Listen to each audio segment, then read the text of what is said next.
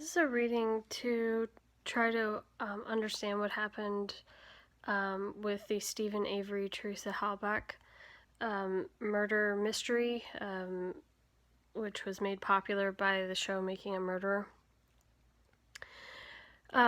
So right off the bat, I definitely saw that Stephen is innocent of the crime. Stephen did not commit the murder. It definitely is in connection with an ex-boyfriend, ex-lover, okay? Now, she had broken up with this person. And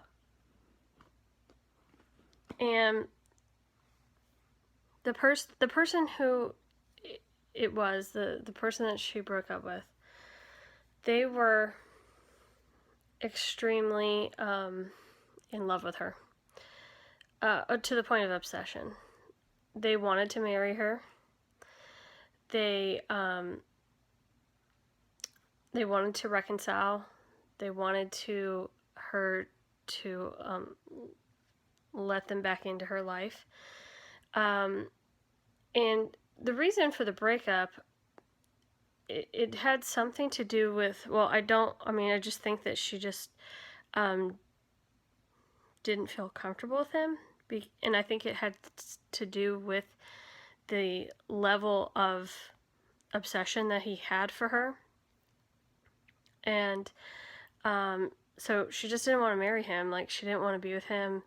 I don't think she didn't trust him. And the reason, it's not in the traditional sense of trust, like that you wouldn't trust somebody thinking that they would cheat on you or something like that.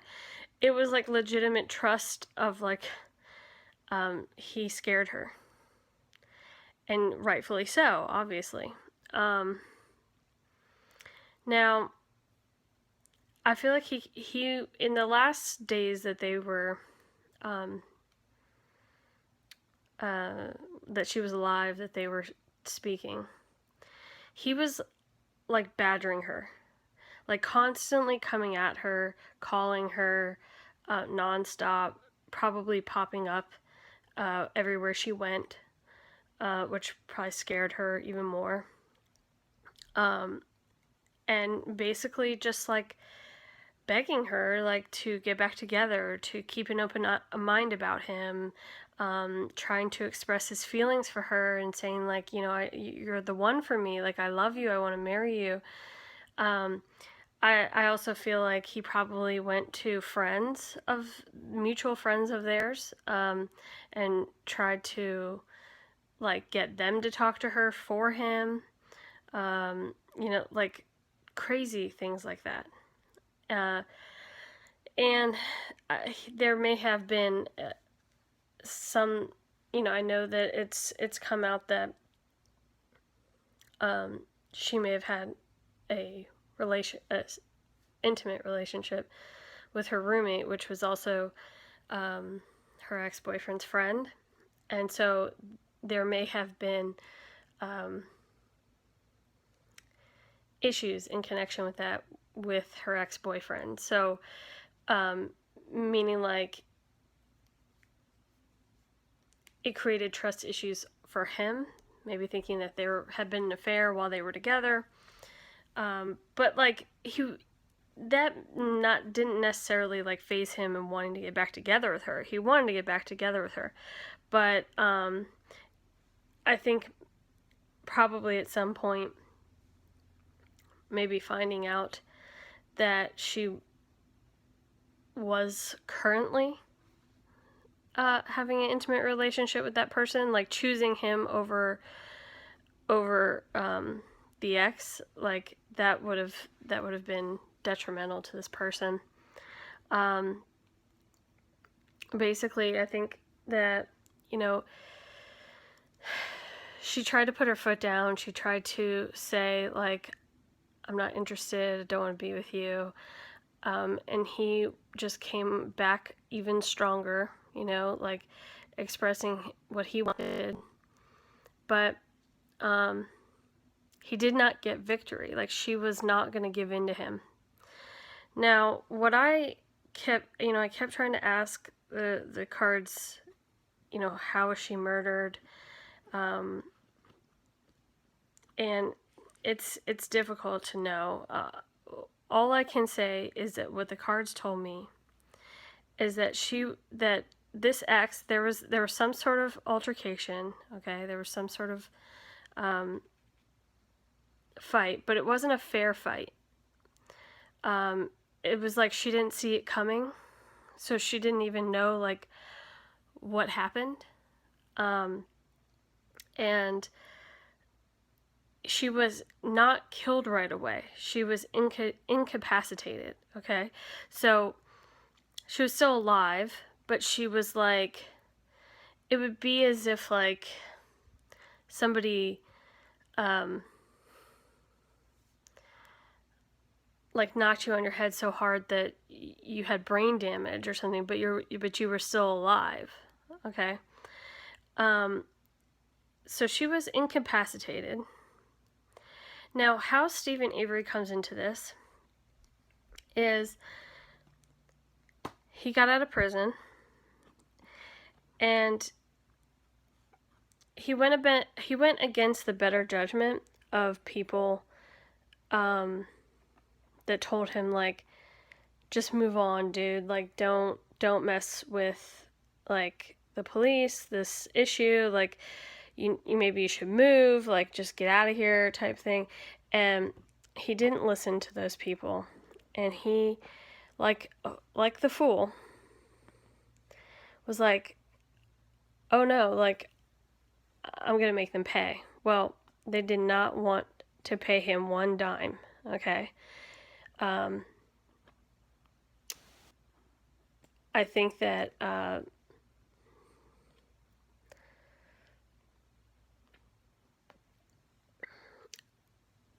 Stephen was just so happy to be out of prison, and like they were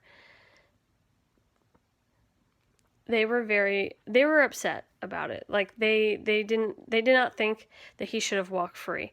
And so the idea that he was going to come back and sue them for millions of dollars, like they just weren't going to have it. Like they did not want to give him one dime. Okay. They did not like him. They wanted him to remain in prison. So, so basically what I got was that there was one person, okay, that was rather high up, okay. I'll say it like in the what do you call it, police department, that had let this be known to like his officers, that like, we don't want to pay him, we don't want to give him anything, so you need to stay on his ass for anything, like any sort of thing that he could do that would mess him up.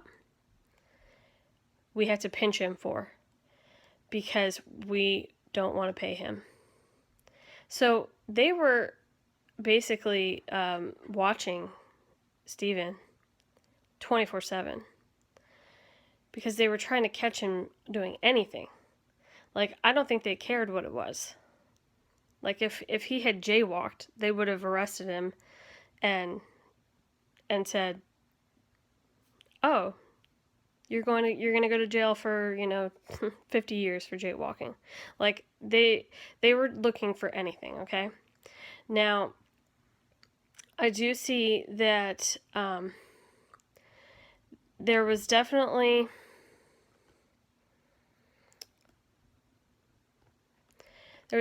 a couple of the officers. I definitely feel like they wanted to. I think they were offered also some sort of incentive, that if they were the one to pinch him for something, they got some sort of incentive for it. So when, meaning bonus or whatever it could be, it's most likely money. And so what I am getting is that there probably was 2 or 3 officers that got together and were like, hey, we really want that, incentive, so let's like make this happen no matter what. And so they basically had a pact to, if they had to lie, like they would have each other's back, basically. And basically, what I get is that when Teresa was there at Stephen Avery's, like, she was followed, after she left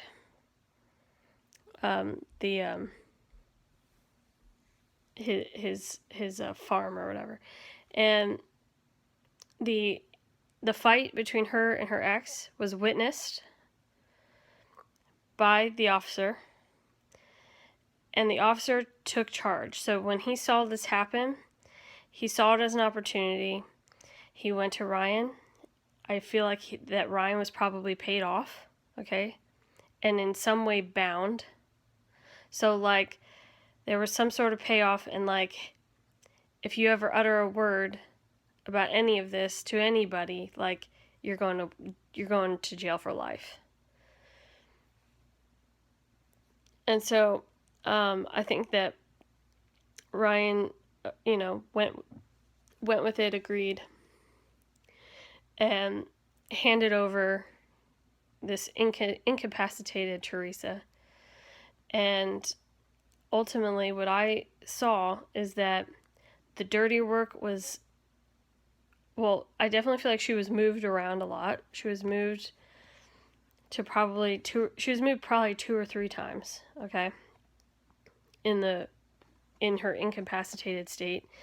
And then the dirty work was done by the officers. So, like, meaning she was killed by the officers. So the ex actually didn't kill her, but, like, he was the one that, like, just as an example, he was the one that, like, made her brain dead, and then the officer is the one that, like, offed her, like, actually killed her body. So, and basically, they framed Stephen for the murder, and the officers were awarded. They got their payday. They got their recognition for being the ones that discovered the, evidence, even though they were the ones that planted it. And they definitely think that, like they did the right thing. But what's interesting is that I definitely feel like there are definitely some people that don't know, like people in the police department, like definitely the bosses, like, the ones that, like, put forth the incentive, like, they don't know that their officers framed him. But they took the evidence at face value.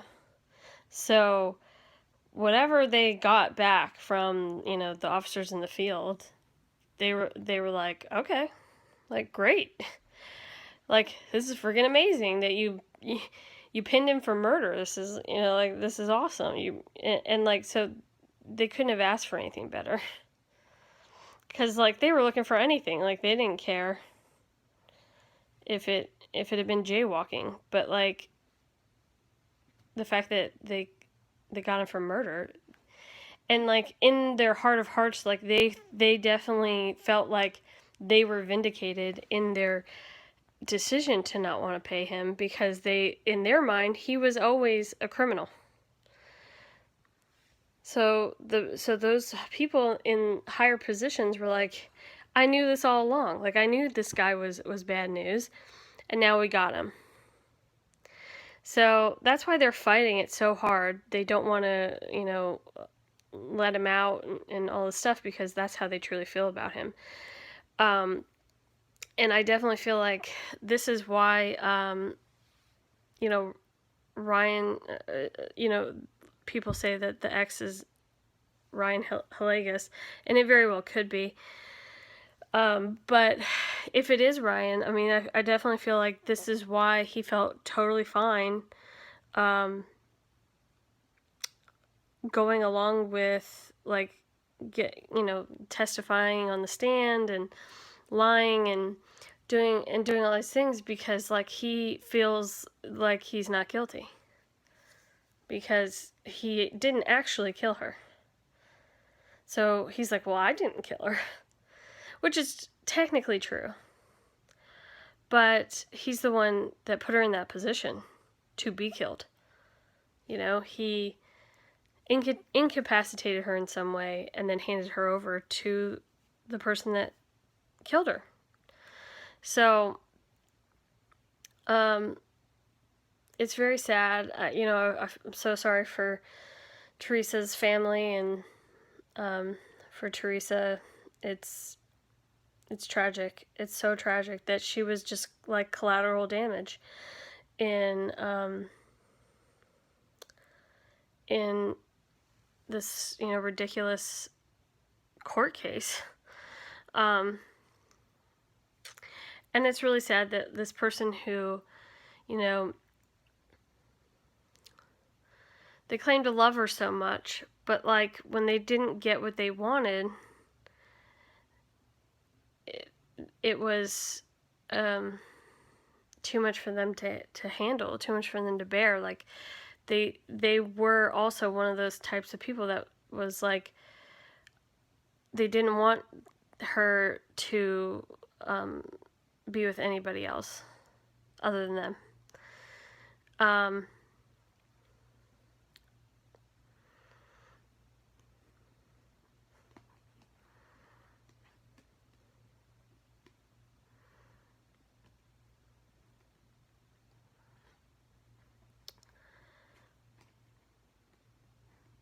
Yeah, I don't know.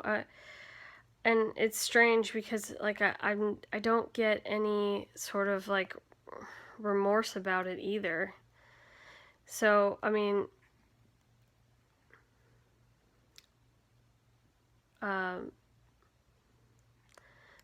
this ex, they may have thought they loved her,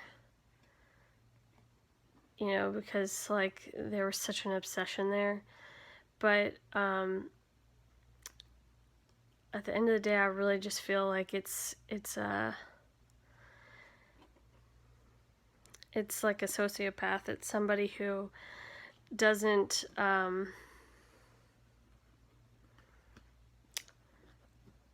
that their feelings aren't real, and, like, they just go after they just wanted the control over the person, and then, it's like it was all for selfish reasons. Like, there wasn't true love for her. It was just like an obsession about her, and like wanting her to be with him and no one else. Like,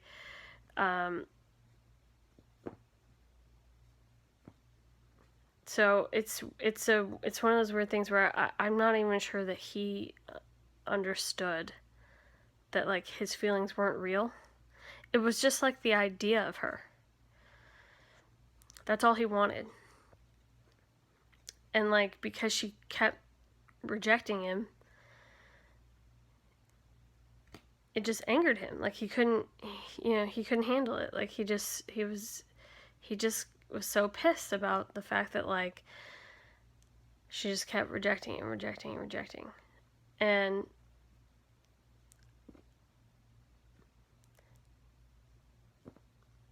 so, like, when I definitely feel like when someone feels that way, it's like, well, then they're gonna act out, and, like, in his case, he became violent, but he doesn't feel guilt or remorse or anything like that, because in his mind, and this is where like the sociopath comes in his mind, he didn't kill her.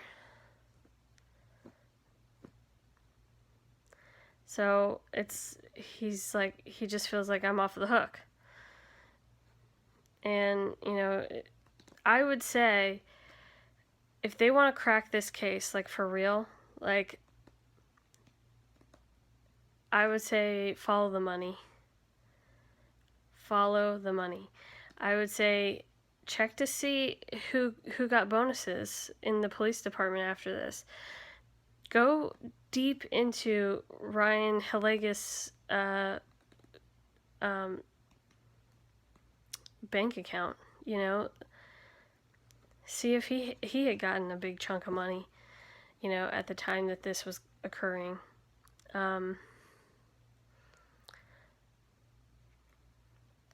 Because I think that that's what's going to tell you the truth.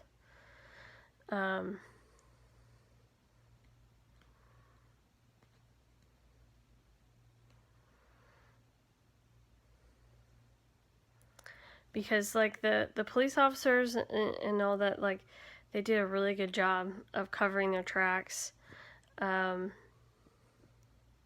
Because there's people even in the police department that don't know that they did that. That don't know that they actually framed Stephen. But what we'll tell you is, like, you know, who got a big bonus that year. So that's my reading for Stephen, Avery, and Teresa Halbach. Unfortunately, she was incapacitated by an ex-boyfriend and then actually murdered by the police. And Stephen was framed for the murder because they didn't want to pay him any money. So thanks for listening, and God bless.